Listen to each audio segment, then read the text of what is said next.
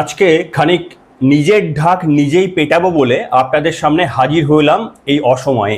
Generally তো সন্ধেবেলায় video করার সময় পাই না, অফিস থাকে বলে। তো আজকে খানিক ভাবলাম যে যেহেতু সকালের পর্বেই আপনাদের সামনে আমি দাবি করেছিলাম সংবাদ মাধ্যমগুলো আপনাদের ভুল জায়গায় পরিচালিত করার চেষ্টা করছে, সমস্ত দোষ অভিষেক বন্দ্যোপাধ্যায়ের নামে দিয়ে কার্যত মমতা বন্দ্যোপাধ্যায়কে আড়াল করার চেষ্টা করছে। কিন্তু আমি বলেছিলাম অ্যাপ্রোচটা টপ ডাউন হওয়া উচিত, অর্থাৎ একেবারেই মাথা থেকে তলায় পর্যন্ত আসা উচিত। আগে ধরাটা শুরুটা করা উচিত মমতাকে দিয়ে। আর দেখুন কি অদ্ভুত ব্যাপার, নাকি কাকতালীয় বলবেন নাকি আমাদের এই খবরের পর বলবেন, আপনারাই লিখবেন। মমতা বন্দ্যোপাধ্যায়ের নামে এফআইআরটা হয়ে গেল। অর্থাৎ যে কথা মাত্র কয়েক ঘন্টা আগে আপনারা শুনেছেন আমার সকালের ভিডিওতে, আর কয়েক ঘন্টা পরেই সেটা বাস্তব হয়ে গেল। এবং হতেই পারে এটা কাকতালীয়, হতেই পারে এটা সমাজ মাধ্যমে আমাদের মতো কিছু চ্যানেল, জানি না, আমার মনে হয় আমি ছাড়া কেউ এইভাবে কথা বলেছিলেন কিনা। তো আমাদের এই বক্তব্য, আপনাদের করা এই শেয়ারগুলো, আপনাদের করা এই মন্তব্য হয়তো কোথাও গিয়ে মানে এটাকে ট্রিগার করতে সাহায্য করেছে।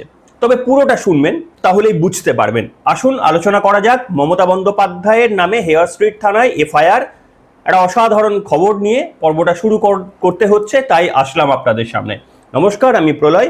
সন্ধ্যের পর্বে মমতা বন্দ্যোপাধ্যায় সম্ভবত গত 9ই মার্চ ধর্মতলার সভামঞ্চে সেখান থেকে গিয়ে বলেছিলেন যে তোমরা জানো না, একটা গোষ্ঠী যদি একজোট হয় তাহলে তোমাদেরকে 12টা বাজাতে মানে 1 মিনিটের মধ্যে তোমাদেরকে ঘিরে ফেলবে আর তোমাদের 12টা বাজিয়ে দেবে। দেখুন, হিন্দু ধর্মে বিশ্বাস না করা, এই রকম বারবার হিন্দু ধর্মকে আঘাত করা মমতা বন্দ্যোপাধ্যায়ের স্বভাবে পরিণত হয়ে গিয়েছিল। এবং এতে শুধুমাত্র যে তৃণমূলপন্থীরা আনন্দ পেয়েছে এমনটা নয়, শেকুমাকুরাও বেশ আনন্দ পেয়েছে। কারণ শেকুমাকুদেরও বিশ্বাস যত হিন্দু ধর্মকে গালিগালাজ করা যাবে তত নাকি তাদের জয়, রাস্তায় দাঁড়িয়ে যত গোমাংস খাওয়া যাবে তত নাকি তাদের জয়। তার কারণ আর একটা গোষ্ঠীর মানুষকে বার্তা দেওয়া যাবে, সেই বার্তাটা হলো আমি তোমাদেরই লোক, ভোটটা আমাকেই দিও। তো মমতা বন্দ্যোপাধ্যায়ের এই বক্তব্য প্রচুর মানুষ আপত্তি তুলেছিলেন, কিন্তু তিনি মুখ্যমন্ত্রী ছিলেন, তার নামে তো এফআইআর হওয়া সম্ভব ছিল না। আজকে আপনাদের সামনে আমি যখন এই খবর করতে বসেছি তার কয়েক ঘন্টা আগে যে তথ্যটা আমাদের কাছে আসলো, সেটা হচ্ছে মমতা বন্দ্যোপাধ্যায়ের নামে হেয়ার স্ট্রিট থানায় একজন ব্যক্তি, যার নাম আমাকে দেখে বলতে হবে, তার নাম হচ্ছে তুষারকান্তি দাস নামে এক ব্যক্তি, তিনি একটা অভিযোগ করেছিলেন। অভিযোগটা কবে করেছিলেন? আজকে না, অভিযোগ করেছিলেন 7ই জুন, অর্থাৎ বেশ কয়েকদিন আগে। তাহলে পুলিশ নীরব ছিল? পুলিশ কি অপেক্ষা করছিল যে এটা নিয়ে কেউ একটু না নাড়ালে তারা এফআইআর করবে না? আর জানি না আমাদের কাকতালীয় কিনা, আমরা সকালের এই পর্বটা করি, পর্বটা করার পর যখন আমরা বলি যে প্রথম সারির সংবাদ মাধ্যমগুলো ভুল পথে পরিচালিত করছে আবারও আমাদেরকে, সমস্ত দায়ভারটা অভিষেক বন্দ্যোপাধ্যায়ের ঘাড়ে চেপে দিয়ে কার্যত মমতা বন্দ্যোপাধ্যায়কে বাঁচানোর চেষ্টা, হতেই পারে এটা একটা ষড়যন্ত্রের পার্ট। আমি বলেছিলাম আমি এটা করতে দেব না। হয়তো আপনারা ভেবেছিলেন এ বাবা, এ আবার কি বলছে করতে দেবো না, এ আবার বলার কেড়ে। আমি বলেছিলাম আপনাদের সামনে আমি করতে দেবো না। যাই হোক, আমি পুরো পার্টটা যারা শোনেননি শুনে নেবেন সকালের পর্বে, কিন্তু একটা ছোট্ট অংশ সকালের পর্ব থেকে আমি শোনাতে চাইবো এখানে, একটু শুনুন। একজন ছানা, যার বেসিক্যালি কোনো শিক্ষাগত যোগ্যতা সেই রকম ভাবে জায়গায় নেই, যাকে আমি আমার সমস্ত ক্ষমতা দিয়ে দিলাম, সেই পিসি পার পেয়ে যাবেন, তার বিরুদ্ধে একটা এফআইআর হবে না। আজকে অভিষেক বন্দ্যোপাধ্যায়ের নামে এমনিতেই একটা সই বিকৃতির মামলা চলছে, সেটা তার পিসি জানতেন না। দ্বিতীয়ত আপনারা জানেন যে ত্রিপুরা থেকে তার নামে সমন এসেছে, কত একটা তারিখের মধ্যে তাকে সেখানে গিয়ে সশরীরে হাজিরা দিতে হবে। এরপরে শিলিগুড়ির সাইবার ক্রাইম থানা, শিলিগুড়ি না, বিধাননগর সাইবার ক্রাইম থানায় অভিষেক বন্দ্যোপাধ্যায়ের ডিজে বাজানো নিয়ে মামলা হয়েছে, সেটাও সিআইডির হাতে গেছে, সে নিয়েও তদন্ত হবে। একটা এফআইআর মমতা বন্দ্যোপাধ্যায়ের নামে হয়েছে, ভুলে গেলেন সব? মমতা বন্দ্যোপাধ্যায় বলেননি যে একটা গোষ্ঠী যদি চায় 1 মিনিটে তোমাদের ধ্বংস করে দিতে পারে বা ঘিরে নিতে পারে? এর থেকে বড় সাম্প্রদায়িক শব্দ তো কিছু হয় না। শুনলেন তো? আমি বলেছিলাম এবং বলার পর এটা মিলেছে। মিলেছে আমার বক্তব্যের জন্য নয়, মিলেছে আপনাদের কন্ট্রিবিউশনের জন্য, মিলেছে আপনাদের সমর্থনের জন্য, মিলেছে আপনাদের ওখানে পজিটিভ কমেন্টের জন্য। হয়তো বা অন্য কেউ করেছেন কিনা আমি জানি না, কিন্তু মমতা বন্দ্যোপাধ্যায় যে হিন্দুদের 12টা বাজানোর কথা বলেছিলেন, সেই হিন্দুরা কার্যত মমতা বন্দ্যোপাধ্যায়ের 13টা বাজানোর দিকে। আমাদের শুধু মমতা বন্দ্যোপাধ্যায়ের 12টা বাজালেই হবে না, মানে আইনগতভাবে, সাংবিধানিকভাবে তার 13টা পর্যন্ত বাজা অপেক্ষা আমাদের করে দেখতে হবে। এইরকম একটা ঔদ্ধত্যপূর্ণ মহিলা আমাদের ধর্মীয় আরাধ্য দেবতাগুলোকে একেবারে মুন্ডুচ্ছেদ করার জন্য এক অংশকে কার্যত ফ্রি হ্যান্ড দিয়ে দিয়েছিলেন। তারা মনেই করেছিল যে আমাদের আরাধ্য দেবতাকে যখন খুশি সেগুলোকে মূর্তিগুলো ভেঙে দেওয়া যায়, মন্দিরের মধ্যে ঢুকে গিয়ে প্রস্রাব করে দিলেও সেগুলোতে তাদের বিরুদ্ধে কোনো এফআইআর হয় না, বরঞ্চ তাদেরকে পাগল যখনই তাদের বিরুদ্ধে কমপ্লেন হয়, একটা গ্রাম উত্তাল হয়, তখন হঠাৎ করেই একজনকে ধরে তাকে পাগল সাজিয়ে দেওয়া হয়। এটা মমতা বন্দ্যোপাধ্যায়ের চেনা ছক। এবং সর্বশেষ যেটা করেছিলেন, মা কালীকে প্রিজন ভ্যানে তুলে দিয়েছিলেন। মা কালীর মূর্তি ভাঙা হয়েছিল, সেই কারণে মানে যারা ভেঙেছিল তাদেরকে না ধরে মা কালীকে প্রিজন ভ্যানে তুলে রেখে দিয়েছিলেন। তো আমরা শুধু অপেক্ষা করেছিলাম যে এই দুর্নীতিবাজ, এই ঔদ্ধত্যপূর্ণ মহিলার চরমতম শাস্তি কবে হবে। এর চরমতম শাস্তির নিদর্শন আমরা দেখতে চাই।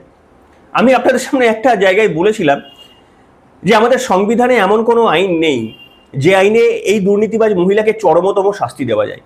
আমি আপনাদের সামনে আজকে সকালের পর্বে 1 কোটি না, মানে অনর্গল মমতার বিরুদ্ধে বক্তব্য বলে গিয়েছিলাম, যেগুলো বলেছিলাম যে অভিষেকের থেকেও মারাত্মক। এর দেশদ্রোহী, অভিষেক বন্দ্যোপাধ্যায় দেশদ্রোহী কথাবার্তা বলার সাহস পায়নি, মানসিকতা থাকতে পারে, সাহস পায়নি, কিন্তু এই মহিলা নিজেকে মুখ্যমন্ত্রীর জায়গায় ভেবে দেশদ্রোহী কথা বলতেন। এই 2 দিন আগেও বলেছেন দেশদ্রোহী কথা। বাংলাদেশে এই নিয়েও তার বক্তব্য নিয়ে উত্তাল হয়েছে। আমি শুধু আপনাদের সামনে মনে করিয়ে দেব যে মমতা বন্দ্যোপাধ্যায় ওই ধর্ণা মঞ্চ থেকে ঠিক কি বলেছিলেন, হিন্দুদের 12টা বাজিয়ে দেবেন, এইটাই ছিল তার বক্তব্য। এবং কারদের দিয়ে 12টা বাজাবেন তারা কিন্তু বলেনি 12টা বাজাবে, মমতা নিজে বলেছেন। কি বলেছিলেন বক্তব্যটা একবার মনে করাবো। আমরা আছি বলে না আপনারা সবাই ভালো আছেন, আর যদি আমরা না থাকি কোনোদিন সেরকম আসে 1 সেকেন্ড লাগবে। একটা কমিউনিটি যখন জোট বাঁধে না, ঘিরে ফেললে 1 সেকেন্ডে দেবে একদম 12টা বাজিয়ে। যদি নিজেদের 13টা বাজাতে না চান, বিজেপির অপপ্রচারে কেউ ভুল বুঝবেন না। জেনে রাখবেন, বাংলা বেকারদের সাথে আছে, বাংলা হকারদের সাথে আছে, বাংলা রিক্সাওয়ালার সাথে আছে, বাংলা সঙ্গীতজ্ঞদের সাথে আছে, বাংলা টলিউডের সাথে আছে, টলিউডের সাথে আছে, শিক্ষার সাথে আছে, সংস্কৃতির সাথে আছে, সম্প্রীতির সাথে আছে। সব কিছু সুরক্ষিত থাকবে। সব রাজ্যের মানুষ বাংলায় নিশ্চিন্তে ঘুমোতে যান, কেউ আপনাদের ডিস্টার্ব করবেন না। এটা আমাদের সোনার বাংলা। শুনলেন তো, ভালো, আমাদের 12টা বাজানোর ফল মমতা বন্দ্যোপাধ্যায় হাতে হাতে পাচ্ছেন। আমরা আপনাদের সামনে বলেছিলাম যে একজোট হতে হবে আমাদের। এই দুর্নীতিবাজ মহিলা শুধুমাত্র হিন্দু বলে আমাদের উপর অত্যাচার করতে পেরেছে। এই মহিলা যদি মুসলমান হতো তাহলে কিন্তু এই মুখ্যমন্ত্রী আমরা মানে গণতান্ত্রিক ভাবে, সাংবিধানিক ভাবে আমাদের যা করার আমরা করতে পারতাম। আমরা শুধু করতে পারছিলাম না। একজন হিন্দু হয়ে মানে উনি এমন ভাবে ব্যাপারটা সাজিয়েছিলেন যে আমি তো হিন্দু এবং আমি হিন্দুর বিরুদ্ধে বলতেই পারি, আমি তো মুসলিম নয় যে আমি হিন্দুর বিরুদ্ধে বলছি, তাহলে তো আমার বিরুদ্ধে করা যেত। আমি যদি খ্রিস্টান হয়ে হিন্দুর বিরুদ্ধে বলতাম আমার বিরুদ্ধে করা যেত, কিন্তু আমি তো হিন্দু। আমি তো এইভাবে শিবের গলায় এইভাবে মালা ছুড়ে দিই, আমি তো ঘন্টা উল্টো দিকে ঘন্টা বাজাই, আমি তো নারকেল ফাটাতে গিয়ে এরম ভাবে পেটো বোমার মতো নারকেল ছুড়ি, আমি তো দুর্গাপুজোতে হিজাবের মতো করে সেখানে যাই এবং আমি বলি যে না এটা বৃষ্টির জন্য পড়েছি, আমি তো বলি লা ইলাহা ইল্লাল্লাহ মঞ্চের ওপর থেকে আমি অনর্গল, একবার না দুবার না, আমি বারবার বলে যাই। আপনি যে কোনো ধর্মে বিশ্বাস করতে পারেন, আপনি নাও পারেন, কিন্তু যারা সেই ধর্মে বিশ্বাস করে, ধর্মে বিশ্বাস করা মানে কিন্তু গোঁড়ামি নয়। একটা মুসলিম ভাই যখন তাদের নিজের ধর্মে বিশ্বাস করে, সেটা গোঁড়ামি নয়, সেটা তার অধিকার, বিশ্বাস করতে পারে। আমার কোনো অধিকার নেই ওই মুসলিম ভাইয়ের বিরুদ্ধে কথা বলে তার ধর্মের সম্পর্কে কুরুচিকর বক্তব্য বলা, এটা আমার অধিকারের মধ্যে পড়ে না। সংবিধান আমাকে এই অধিকার দেয় না। যদি আমি এটা করে থাকি আমার বিরুদ্ধে অপরাধমূলক ব্যবস্থা নেওয়া উচিত। কিন্তু আজকে মুখ্যমন্ত্রীর চেয়ারে বসে ক্রমাগত একটি দলকে লেলিয়ে দিয়ে, সবাই কিন্তু নয়, একটি দলকে লেলিয়ে দিয়ে মমতা বন্দ্যোপাধ্যায় নিজের আখের গোছানোর চেষ্টা করে গেছেন। এবং আজকে তিনি ভাবতে পারেননি যে হিন্দুরা একবদ্ধ হয়ে যাবে।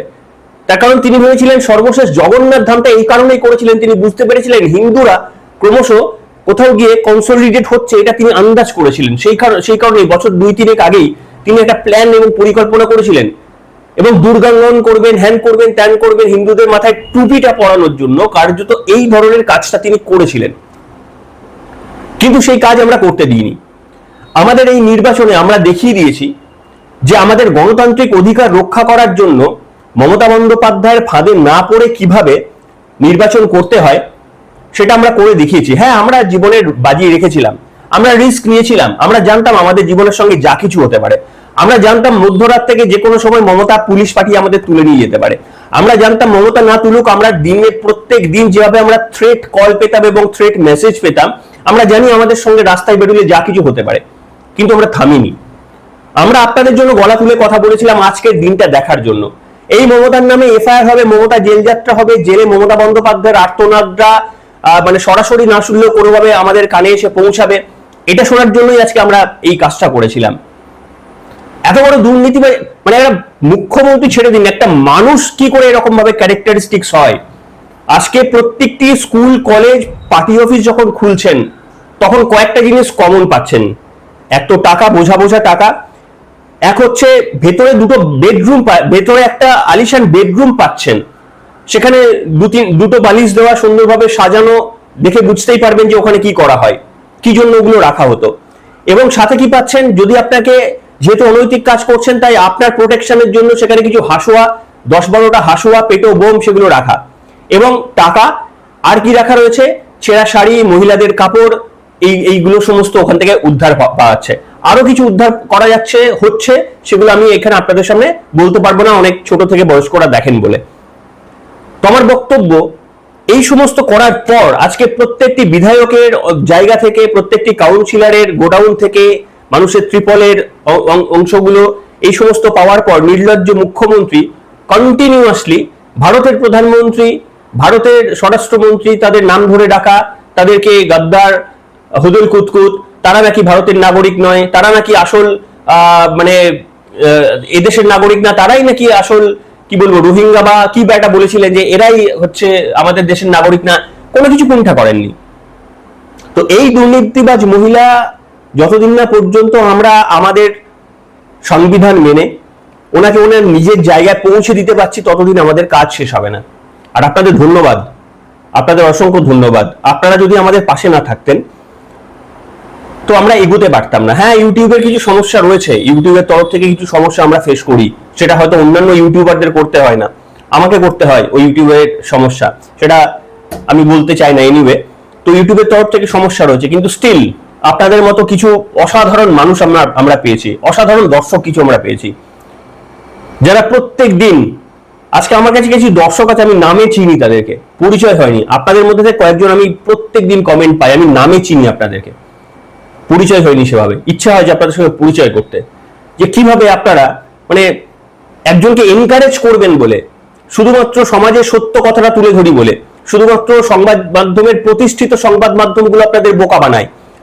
আমি নাম করে আপনাদের সামনে সংবাদ মাধ্যমগুলোর নাম করে তাদের সংবাদ দেখিয়ে বলেছিলাম, নির্বাচনের আগে পর্যন্ত সেকুলারিজমে বিশ্বাস করতো। তৃণমূল কংগ্রেসের 2জন করে প্রতিনিধি রেখে দিয়ে তৃণমূল কংগ্রেসের বক্তব্য আগে শোনাতো আপনাদের। যখন আমরা তৃণমূল কংগ্রেসের চূড়ান্ত সমালোচনা করে গেছি তখনও কিন্তু এরা পার্টলি তৃণমূল কংগ্রেসের প্রেস পিঠ চাপড়ে যেত। আর আজকে ঘুরতেই 4 তারিখের পর থেকেই একেবারে তৃণমূল কংগ্রেসের বিরুদ্ধে বক্তব্য বলতে শুরু করে দিয়েছেন। আমাদের মুখোশ চেঞ্জ করতে হয়নি, তার কারণ আমাদের পিছনে আপনারা ছিলেন। আমি এটা জানতাম, যদি কিছু হয়, আমার যদি কিছু হতো, আমি জানতাম যে আপনাদের মধ্যে একজন অন্তত এগিয়ে আসতেন। আমার পরিবারকেও সাহায্য করতে আপনাদের মধ্যে একজনকে আমি এগিয়ে আসতে দেখতাম। যদি আমার কিছু হতো, আমি জানতাম যে আমার এত সাবস্ক্রাইবার, আমার 6.5 লক্ষর ওপর এখন সাবস্ক্রাইবার রয়েছে, কিন্তু আমি জানতাম একজন, কমপক্ষে একজন আপনাদের মধ্যে আমাকে এগিয়ে আসবেন, আমি ভয় পেতাম না। এবং যেভাবে সাপোর্ট করে গেছেন, সেই কারণেই এই বক্তব্য, এই দৃঢ়চেতা বক্তব্য বলি।